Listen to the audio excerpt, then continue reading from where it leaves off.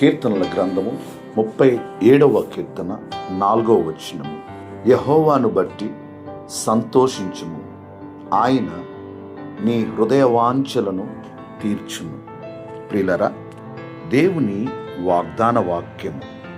దేవునిలో సంతోషించడం అంటే ఆయన గురించి కేవలం తెలుసుకోవడం మాత్రమే కాదు, దేవునితో సన్నిహితమైన సంబంధాన్ని కలిగి ఉండడం, ఆయన చిత్తము చేయడంలో సంతోషించడం, ఆయన వాక్యములో, ఆయన సన్నిధిలో నడుచుకున్నటి ద్వారా ఆనందించడం.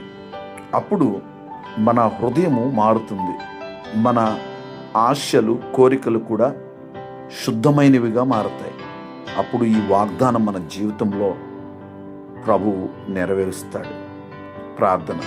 సకల ఆశీర్వాదములకు కారణభూతుడా, మా దేవా, మీకు వందనాలు, స్తోత్రాలు. మీరిచ్చిన ఈ వాగ్దాన వాక్యమును బట్టి వందనాలు.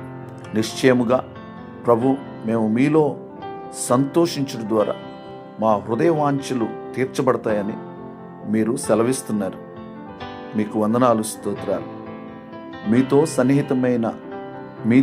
సన్నిహితమైన సంబంధాన్ని కలిగి ఉండడానికి సహాయం చేయండి. మీ చిత్తము చేయటం ద్వారా సంతోషించడం మాకు నేర్పించండి. మీ వాక్యము, సన్నిధి ప్రభువా, ఏ రీతిగా మేము వాటిలో ఆనందించాలో మాకు నేర్పించండి.